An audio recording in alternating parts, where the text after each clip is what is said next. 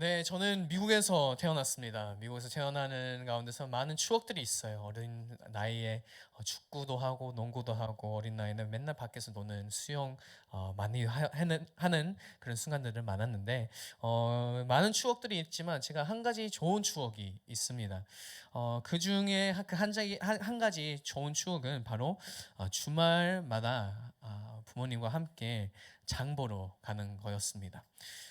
이제 어린 나이 때 솔직히 얘기하면 장 보는 거는 너무 싫어했어요. 뭐 장난감 가게 가는 거는 너무 행복했지만 장 보러 가는 거는 너무 지치고 힘들었습니다. 하지만 제가 어린 나이 때 정말 새로운 장 볼 수 있는 장소가 생겼더라고요.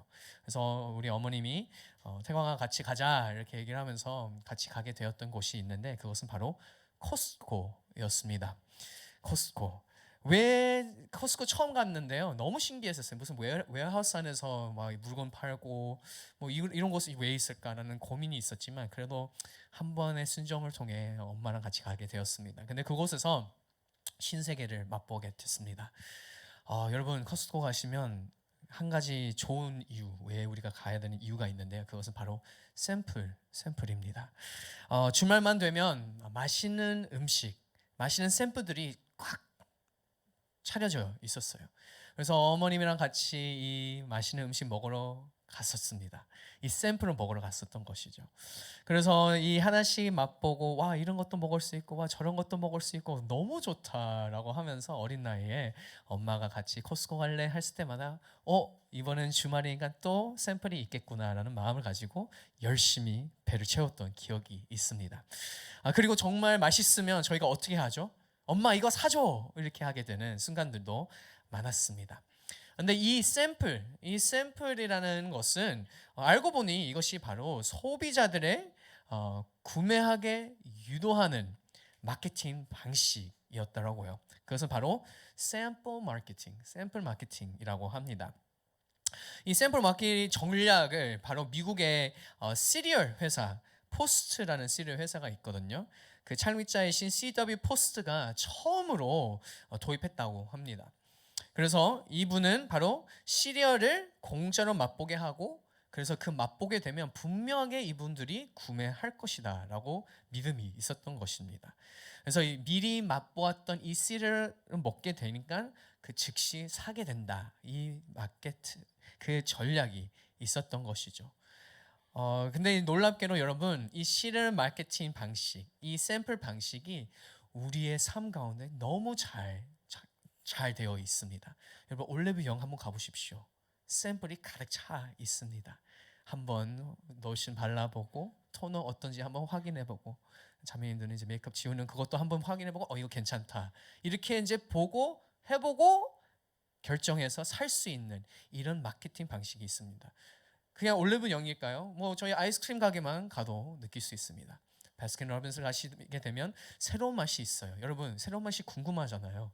그냥 사는 건 아니고 우리 혹시 한 입 먹어볼 수 있을까요? 하면서 하나씩 먹을 수 있는 이런 샘플 마케팅도 있습니다.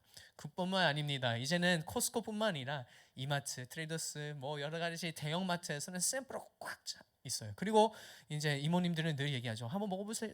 셀입니다, 셀 하면서 이렇게 팔아가는 모습들도 있습니다. 이 전략은 결론적으로 저희를 이제 더욱더 먹게 하기 위해서 팔기 위해서 이 전략이 세워졌습니다. 하지만 오늘 이 말씀 가운데서도 약간 구매 유도는 아니지만 하나님께서 사도 요한을 통해서 마케팅을 하고 있는 거예요. 샘플 마케팅을 하고 있습니다. 어떤 마케팅을 하고 있습니까? 그것은 바로 천국 예배가 어떤 예배인지 알려주고 있는 귀한 말씀입니다. 그래서 천국 예배를 맛볼 수 있게 지금 하나님께서 사도 요한을 통해서 우리에게 이 맛보기, 이 샘플을 보여주고 있습니다. 이 보여주는 가운데서 먼저 저희가 함께 1절 말씀 함께 보도록 하겠습니다. 1절 말씀 함께 읽도록 하겠습니다. 함께 읽습니다. 시작. 일 후에 내가 보았습니다. 보십시오. 하늘에 열린 문이 있고 전에 내가 들은 그 음성 곧 나팔 소리 같이 나에게 들린 음성이 말했습니다.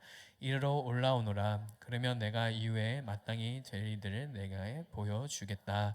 아멘. 하나님께서 사도 요한에게 하늘 문을 열어주시면서 천국을 볼 수 있도록 이 천국 예배를 경험할 수 있도록 하나님께서 사도 요한을 초대하게 됩니다. 그리고 말씀하시죠. 이리로 올라오너라. 초대하시는 하나님의 모습을 보면서 이제 이 사도 요한은 하늘 보좌 앞에 펼쳐진 예배를 보게 됩니다. 이것은 단순한 환상이 아니었어요. 하나님께서 이 천국 예배를 살짝 보여주면서 이 예배 바로 우리도 들어오라라고 이 말씀을 통해서 우리에게 초대를 해주고 있습니다. 사도 요한에게만 초대교회가 아니라 우리에게도 동일한 초대를 해주고 있습니다. 그리고 이 천국 예배로 통해서 우리가 정말 하나님께서 어떤 예배를 원하시는지 깨닫게 되는 귀한 시간이 될 줄 믿습니다. 사랑하는 여러분, 천국 예배를 경험하기를 소망하십니까? 그러면 이 주의 예배 속에서 이 말씀을 붙잡고 정말 이 말씀대로 예배드리는 우리 모두가 되기를 우리 주 예수 그리스도 이름으로 축복합니다. 그렇게 하게 되면 분명하게 우리는 천국 맛볼 수 있을 줄 믿습니다. 그래서 맛보는 우리 모두가 되기를 우리 주 예수 그리스도 이름으로 축복합니다. 그러면 저희가 이 천국 예배가 어떤 예배일까 우리는 알아야 되잖아요. 이제 이 말씀을 통해서 사도 요한의 이 많은 것을 알려주면서 두 가지가 있습니다. 천국 예배를 드릴 수 있는 방법 두 가지가 있는데 첫 번째 한번 먼저 보도록 하겠습니다. 우리 먼저 2절 말씀 함께 읽도록 하겠습니다. 2절 말씀 함께 읽습니다. 시작. 나는 순식간에 성령에 사로잡히게 됐습니다. 보십시오. 하늘에 보좌가 있는데 그 위에 누군가 앉아 계셨습니다. 아멘. 이 첫 번째 부분은 이제 저희가 어떤 말씀이 나오죠? 바로 나는 순식간에 성령에 사로잡히게 됐습니다. 여러분, 천국 예배를 경험하게 되는 첫 번째 스텝, 그러니까 모든 것을 다 내려놓고 첫 번째 스텝은 바로 성령님에 사로잡혀야 된다라는 것입니다. 기억하십시오. 성령으로 사로잡혀야 된다. 그 뜻은 우리의 생각, 우리의 모든 것을 다 없애버리고 주님께서 원하시는 그 길로 가는, 주님께서 말하시는 그 말씀대로 가는, 성령님께서 우리를 인도하시는 그대로 가는 것이 천국 예배를 경험할 수 있는 첫 번째 스텝인 거예요. 그리고 성령님께서 그 인도함을 가게 되면 어떤 일이 일어났습니까? 2절 후반에서 보게 되면 하늘 보좌가 있게 됐고요, 보게 되었고요. 그리고 그 위에 누군가가 있다는 것을 깨닫게 되는 사도 요한이었습니다. 사도 요한은 천국을 갔을 때 성령님의 그 인도함을 따라가서 첫 번째 보는, 나의 눈에 들어왔던 첫 번째가 바로 하늘 보좌였습니다. 그리고 그 보좌 위에 앉았던 그분이 있었습니다. 이것은 천국 예배의 가장 중요한 특징, 그것은 바로 모든 예배, 천국 예배는 하나님 중심의 예배가 되어야 된다라는 얘기를 해주고 있습니다. 이 사도 요한은 이 천국에 올라갔을 때 다른 것이 보인 게 아니라 성령 하나님의 인도함을 따라가게 되는 그 순간부터는 어떤 게 보였다고 하는 거죠? 하늘 보좌, 그 보좌에 앉으신 하나님을 보게 되었다라는 것입니다. 예배의 시작은 결론적으로 하나님으로부터 시작되는 것입니다. 우리가 하나님을 바라보아야 되고 하나님께서 우리의 왕이시라는 것을 기억하고 그 보좌 앞에 나아갈 때 천국 예배를 경험할 수 있는 것이죠. 여러분, 우리가 예배에 올 때는 늘 그런 마음으로 올 때가 많은 것 같아요. 내 감정, 내 아픔, 내 힘듦, 내 상황, 내 필요, 내 취향, 이 모든 것을 가지고 그 중심으로 그 모든 것으로 시작하면서 예배 드릴 때가 많습니다. 주님, 저는 너무 슬퍼요. 주님, 너무 힘들었어요. 일주일 동안. 주님, 도와주십시오 라는 마음으로 올 때가 많습니다. 그런데 이 말씀을 통해서 알려주는 것은 그 마음으로 와야 되는 것이 아니라 오히려 그 마음이 아니라 그 어떤 상황이든 하늘 보자 바라보면서 하나님을 바라보면서 하나님 중심으로 나아가야 된다라는 것을 알려주고 있는 것이죠. 사랑하는 여러분, 우리의 감정이 아닌 하나님 중심된 예배, 주님의 보좌를 바라보면서 주님만 바라보는 예배가 되기를 소망합니다. 그런데 그 바라보는 가운데서 우리는 하나님을 보게 돼요. 근데 이 말씀을 통해서 하나님이 어떤 분이신지 이제 약간 저희가 이상하게 정확하게 얘기는 나오진 않지만 사도 요한에게 최대한 자기가 할 수 있는 만큼 설명을 해줬어요. 하나님이 어떻게 생겼는지. 오늘 이 시간에 함께 계속해서 보면서 이 하나님의 중심에 어떤 예배인지 한번 보도록 하겠습니다. 우리 함께 3절 말씀 함께 읽도록 하겠습니다. 3절 말씀 함께 읽습니다. 시작. 그 앉으신 이는 벽옥과 홍옥 같고 무지개가 보좌를 둘러싸고 있는데 그 모습이 에메랄드. 3절 말씀에서는 앉으신 이는 모양을 알려주고 있습니다. 그 모양 어떤 모양이라고 얘기했습니까? 벽옥이라고 합니다. 여러분 제가 이제 한국어로 이제 벽옥을 읽었거든요. 이게 무슨 옥이지 이렇게 생각하면서 읽었어요. 그래서 저희 영어를 봐 jasper. 갑자기 jasper를 잘 몰라요. 보석에 대한 관심이 없으니까 전혀 모르겠습니다. 아무튼 근데 이 이제 찾아보니까 이 벽옥이 우리가 생각하는 다이아몬드라고 생각하시면 될 것 같아요. 다이아몬드 정말 아름다운 거죠. 저희가 다이아몬드 언제 쓰죠? 대부분 약혼이나 결혼할 때 다이아몬드를 주잖아요. 이 다이아몬드는 놀랍게도 이 빛이 비춰질 때 이 다이아몬드가 정말 무지개 색깔로 변하게 됩니다. 정말 아름답게 변하게 돼요. 이 모습, 이 벽옥이라는 표현과 이 홍옥은 뭘까요? 제가 이제 또 찾아보니까 약간 루비라고 했었나요? 루비 빨간색이 있는 보석인 것이죠.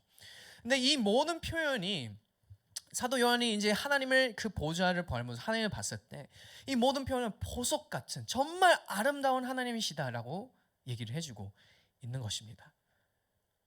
그뿐만 아니었습니다. 그 무지개가 보좌를 둘러싸고 있었다고 얘기를 해요. 여러분 혹시 무지개 많이 보셨나요? 저는 이제 미국 하와이에서 진짜 놀라운 무지개를 하나 봤는데 동그라미 무지개 보시는 분이 있나요? 동그랗게 그냥 딱 있어요. 진짜 놀라워요. 와 대박이다. 근데 하와이에서만 보이더라고요. 그게 와 진짜 대박. 그리고 하와이에서 또 한 가지 봤어요. 혹시 무지개 3개 보신 분 계신가요? 무지개 2개는 많이 봤는데 3개 보신 분들 많이 없어요. 하와이에서 보게 되었습니다.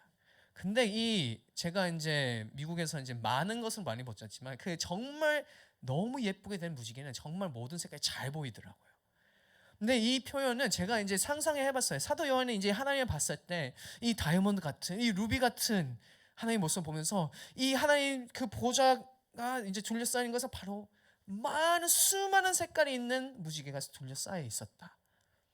그냥 하나님의 그 위대하신 그 아름다우심을 상징한 그 표현인 것이죠.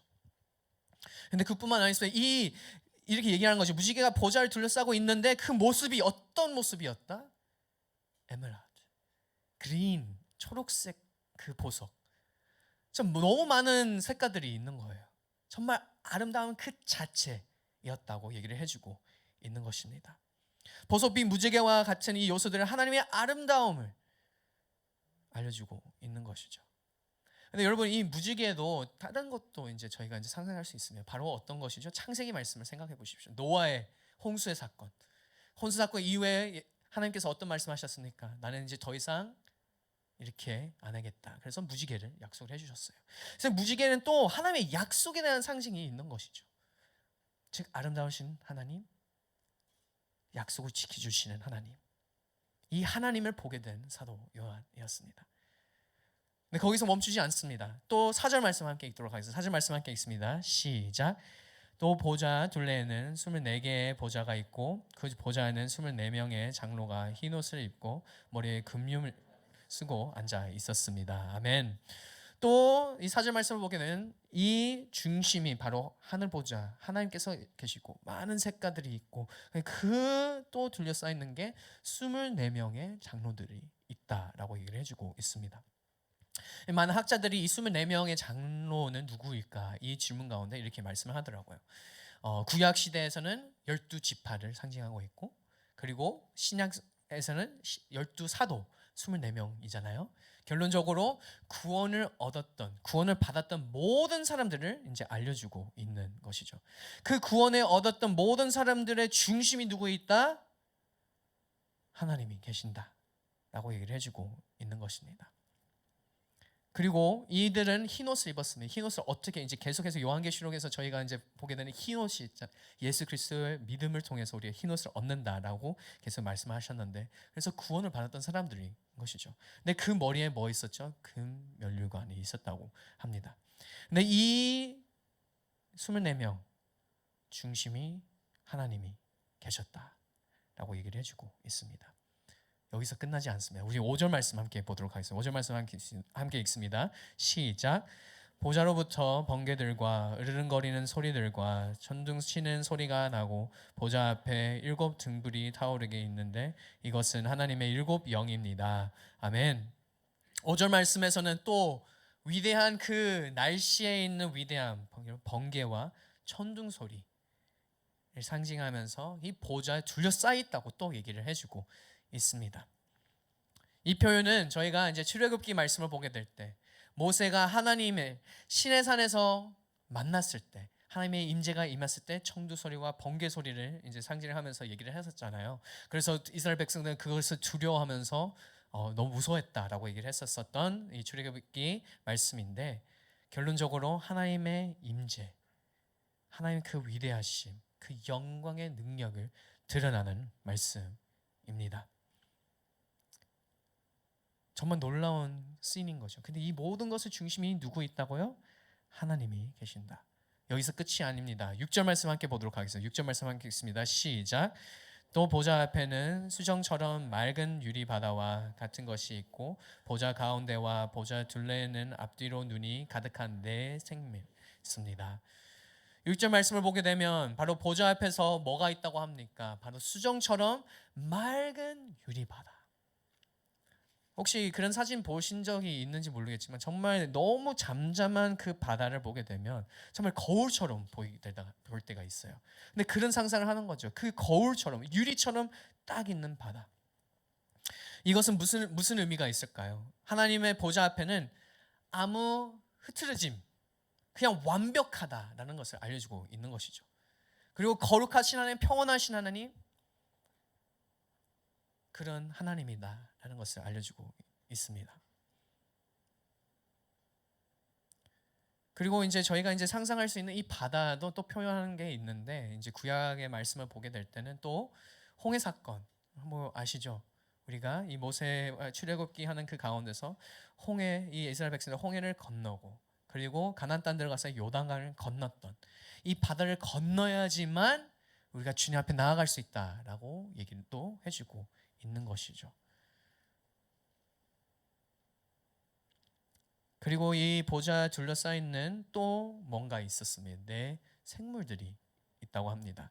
이 네 생물들은 바로 사자, 송아지, 사람 그리고 독수리라고 얘기를 하고 있습니다. 이거는 무슨 의미를 하고 있을까요? 이 네 생물이 왜 있었을까요? 이 네 생물은 창조 세계의 모든 생물을 대표하고 있습니다. 모든 창조 세계가 어떤 의미를 가지고 있는 것이죠? 이 모든 창조 세계가 보좌의 중심은 바로 하나님이시다라고 얘기를 해주고 있습니다. 모든 것이 하나님의 보좌로 둘러싸여 있다. 하나님께서 중심되었다. 그리고 이 네 생물은 어떤 고백을 하게 되나요? 바로 8절 말씀 함께 보도록 하겠습니다. 8절 말씀 함께 읽습니다. 시작. 네 생물은 각각 6 날개가 가지고 있고 날개 둘레와 안쪽에 있는 눈들이 가득합니다. 그들은 밤낮 쉬지 않고 말했습니다. 거룩 거룩 거룩 전능하신 주 하나님, 전에도 계셨고 지금도 계시고 장차 오실 분이십니다. 아멘. 네 생물이 끊임없이 하나님을 찬양하고 있는 이 장면을 보게 됩니다. 여러분, 참된 예배, 천국 예배, 그것은 오로지 하나님을 찬양하는 것입니다. 먼저 찬양하는 모습이 어떤 모습을 나아갔습니까? 이 새 생물들이 바로 하나님은 거룩하시다라고 외쳤습니다. 여러분, 이 거룩하심, 왜 거룩하심? 이 되게 중요한 말인 것 같아요. 거룩하심, set apart, holy. 이 표현은 저희가 이제 계속 요한계시록 7 교회에게 하나님께서 계속 말씀하셨어요. 예수님께서 말씀하신 거예요. 거룩해야 한다. 세상과 분리해야 한다. 세상을 리젝트하고 거룩한 삶을 선택해야 한다. 이렇게 얘기를 하는 메시지였습니다. 그리고 이 7 교회가 얼마나 치열하게 싸우고 있는지 우리는 너무 잘 알고 있어요. 근데 이 일교회 메시지 끝나고 나서 바로 이 4장 말씀에 나오는데, 이렇게 이 모든 온 만물에 창조된 이 모든 이들이, 생물들이 하나님은 거룩하십니다 라고 외치는 모습을 보게 됩니다. 거룩하신 하나님, 전능하신 하나님. 즉 우리가 진짜 고백해야 하는 것, 우리가 추구해야 하는 삶을 살아가야 되는 것은 바로 거룩하신 하나님을 붙잡고 살아가야 된다라고 얘기를 해주고 있는 것이죠. 여러분, 진정한 힘과 능력은 세상은 줄 수가 없습니다. 진정한 힘과 능력은 오로지 거룩하신 하나님, 전능하신 하나님 안에 있다는 것을 믿으며 나아가는 우리 모두가 되기를 소망합니다. 이처럼 하늘 예배는 오직 주님만 높여야 하는 것입니다. 거룩 거룩 거룩, 전능하신 주, 전에도 계셨고 지금도 계시고 장차 오실 분이십니다. 그렇게 고백하는 우리 모두가 되기를 바랍니다. 여러분, 때때로 우리는 예배를 드리면서 오늘 내가 무엇을 얻을 수 있을까? 어떤 은혜를 받을 수 있을까? 이 질문을 가지고 나올 때가 너무 많습니다. 저도 그래요. 일주일 동안 너무 치열하게 싸우고 치열하게 견뎌내면서 왔는 그 결과는 하나님 너무 지쳤습니다. 도와주시죠. 새 힘을 부어주십시오. 저는 주님이 필요합니다. 주님 없이는 할 수 없습니다. 주님, 나에게 어떤 은혜를 베풀어 주실 것입니까? 라는 질문을 가지고 나아가게 됩니다. 하지만 이 요한계시록 4장 말씀을 얘기해 주는 것은 그런 예배는 천국 예배는 아니다 라고 얘기를 해주고 있습니다. 그런 예배는 인간 중심적 예배, 인간 중심적 예배이다 라고 얘기를 해주고 있습니다. 하지만 천국 예배는 어떤 예배입니까? 하나님께서 우리의 중심 되어 주시고 나의 주인이시고 모든 영광을 주님께 올려드립니다 라는 고백이 있어야 됩니다. 거룩 거룩 거룩, 전능하신 주.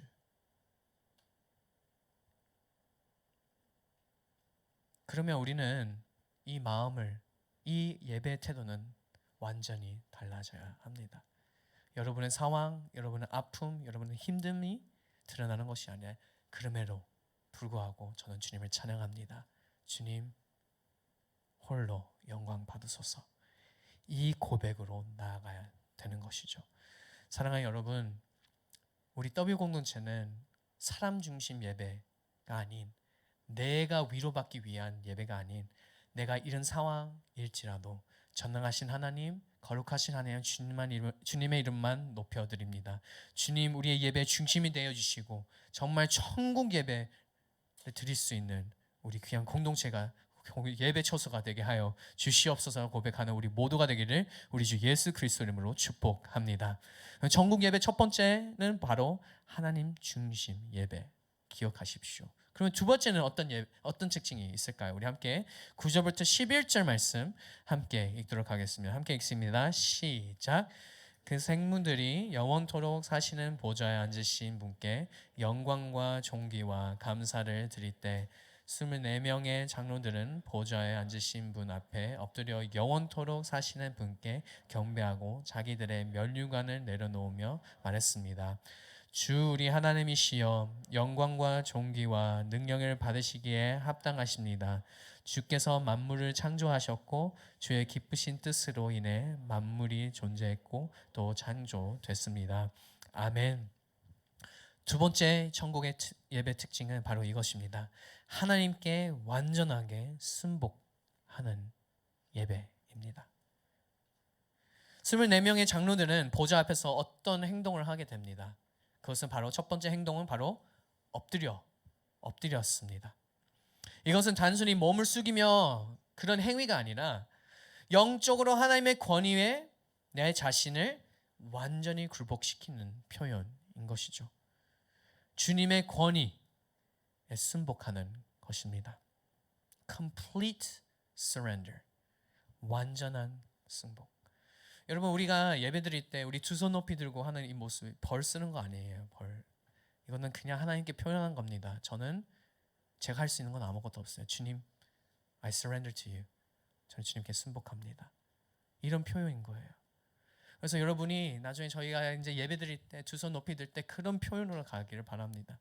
저는 주님께 완전히 순복합니다. 근데 이 complete surrender, 완전한 순복에 대한 잘했던 한 사람이 있는데, 그 순종했던 사람이 있는데, 그것은 바로 아브라함이었습니다. 우리는 아브라함의 이야기를 너무 잘 알고 있어요. 75세 때 하나님이 약속하십니다. 너희는 너의 아들이 생길 것이다. 그리고 몇 년 걸렸죠? 25 years. 25년을 걸렸어요. 그리고 100세 때 너무 아름다운 아들이 있습니다. 저는 저희 아들을 볼 때마다 너무 귀여워갖고 진짜 아브라함은 얼마나 더 귀여웠을까요? 25년을 기다렸어요. 저희는 6년을 기다렸거든요. 25년을 기다리면서 이 아이를 보면서 얼마나 예뻐했을까. 저보다 훨씬 더 우리 아들을 보면서 더 예뻐했겠죠. 너무 아름다운 아들이었던 것이죠. 그리고 이 아들을 이제 키우면서 잘 이렇게 같이 놀고 이제 성장하는 모습을 다 보면서 얼마나 기뻐했을까 상상을 해보게 됩니다. 근데 이 아브라함에게 하나님께서 어떤 요청을 합니까? 너희 사랑하는 이삭을 제물로 바쳐라. 너무 충격적인 요청이죠. 네, 여러분 근데 이 시대 때는 한번 생각해 봐야 됩니다. 이 시대 때는 그때 있는 종교들은 다 이런 아이를 바치는 것, 아이를 제물로 바치는 것은 당연한 행위였었어요. 정말 무서운 상황들이었던 것이죠. 너무 악한 일이었습니다. 근데 이 일에 하나님께서 하시라. 너도 나에게 이삭을 제물로 바쳐라 라고 얘기를 하게 됩니다. 근데 아브라함은 그 명령 앞에 어떻게 했습니까? 안 될 것 같아요 라고 하지 않고 고민하지 않고 정하지 않고 바로 다음날 아침 일찍 일어나서 이삭을 데리고 모리아 산으로 행했습니다.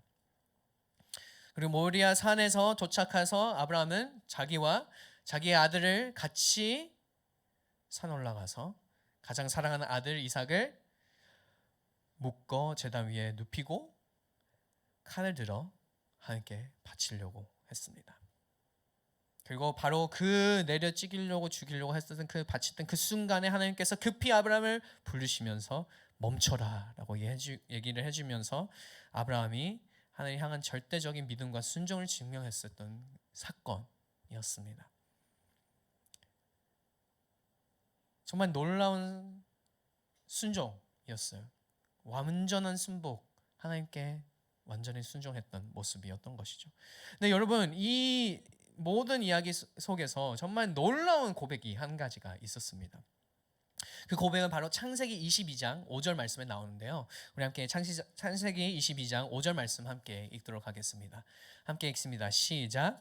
그가 하인들에게 말했습니다. 너희는 아기를 데리고 여기 있으라. 나와 아이는 저기 가서 경배한 다음 너희에게 함께 돌아오겠다. 여러분 보셨습니까? 이 5절 말씀에 나와 아이는 저기 가서 그 산에 가서 경배한 다음 너에게 함께 돌아오겠다. 가서 경배한다고 했습니다. 이 모든 사건은 하나님의 말씀을 순종하는 이 아브라함의 모습은 바로 경배였다라고 얘기를 해주고 있는 것이죠.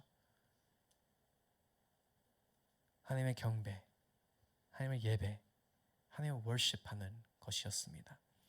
결론적으로 하나님의 월십, 경배, 예배하는 것은 주님의 말씀에 순종하는 것이죠.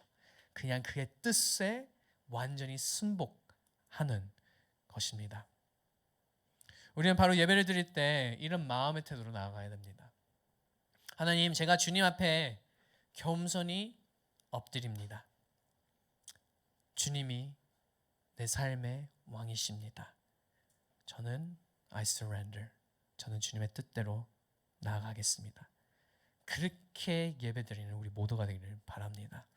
그리고 이 24 장로들은 이 보좌 앞에 엎드리면서 또 한 행위를 하게 되었습니다. 그것은 무엇입니까?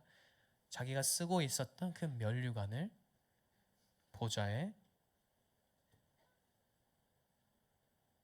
드렸습니다. 주님께 드린 거죠.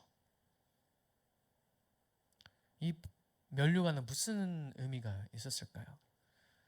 여러 가지 의미가 있을 수 있습니다. 하나님께서 주신 많은 축복들도 있을 수 있고, 아니면 여러분의 학업, 재능, 재정, 경력, 명예 등등 여러 가지 있을 수 있습니다. 그런데 이 장로들은 지금 벌써 흰 옷을 입고 하나님께서 주신 이 면류관을 쓰고 있는데, 이 면류관까지도 주님께 드리는 모습을 보게 됩니다. 이것도 하나님께서 허락하신 것이니 저는 주님께 드립니다 라는 고백인 것이죠. 여러분은 주님 앞에 엎드리고 계십니까? 주님의 말씀에 순복하고 계십니까? 아니면 여러분의 면류관을 주님께 드리고 계십니까?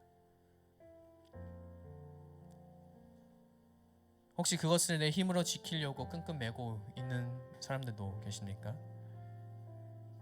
근데 이 가운데서 이제 이 말씀을 통해서 하나님께서 알려주는 것은 천국 예배, 참된 예배, 진정한 예배는 하나님, 내 모든 것이 주님 것입니다 라는 고백으로 시작됩니다. 주님, 제가 엎드리고 이 면류관, 내가 가지고 있는 힘, 내가 가지고 있는 능력,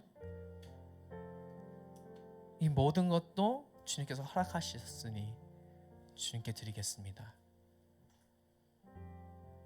저는 완전하게 온전히 주님 앞에 순복하며 주님이 내 왕이십니다 라고 고백하는 것입니다.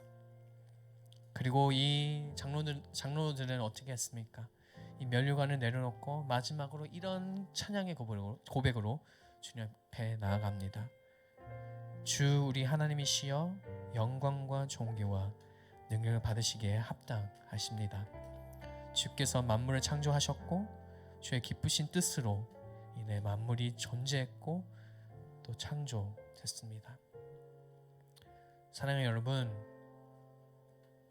우리의 존재하고 있는 이유를 다시 깨닫게 되는 우리 모두가 되길 바랍니다.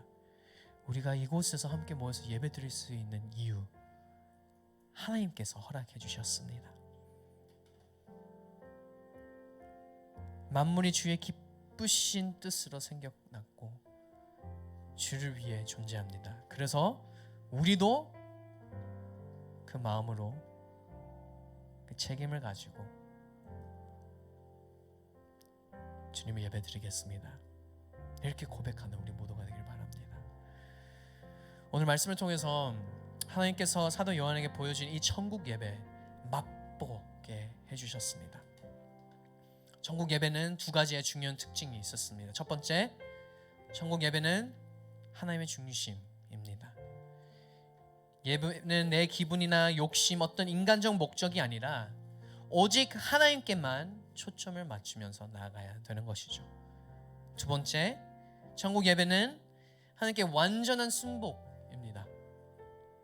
24명의 장로들이 엎드려 면류관을 내려놓았던 뜻이 나의 자랑과 나의 나의 재정, 나의 모든 것을, 나의 자아를 하나님 발 앞에 겸손히 드리는 것입니다.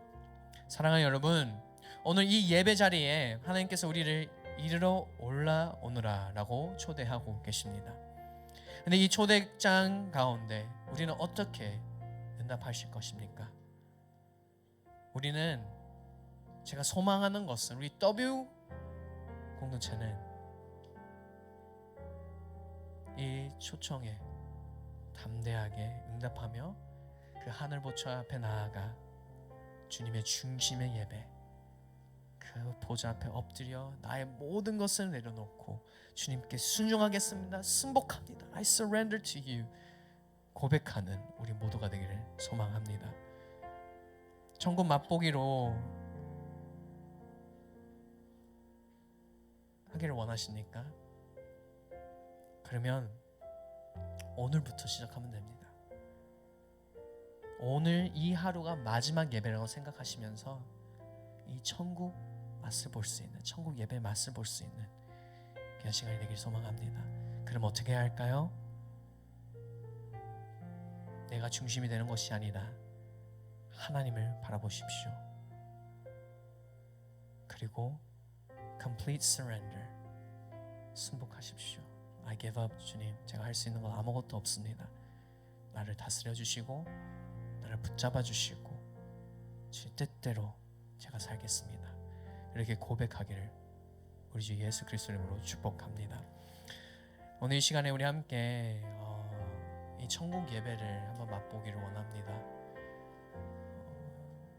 정말 소망하고 정말 그 맛을 보기를 원하는 분들, 오늘 이 시간에 저희가 이제 조견찬의 하늘 보좌를 이제 고백을 할 건데, 한번 그냥 눈을 감으시고 상상을 해보시면 좋을 것 같아요. 이 고백으로 정말 내가 지금 사도 요한처럼 하나님의 초대를 받았고, 그리고 천국 문이 열린 상태에서 들어가게 되어서 바로 하나님의 그 보좌 앞에 나아가는 것입니다. 제가 S거든요. 이 상상하는 건 쉽진 않습니다. N드는 잘할 것 같아요. 근데 여러분, 정말 하나님이 계신다고 생각하시면, 이 보좌 앞에 하나님께서 계신다고 생각하시면 어떻게 반응하실 겁니까? 오늘 이 시간에 상상을 하시면서 그 천국을 맛보게 되는 그런 예배가 되기를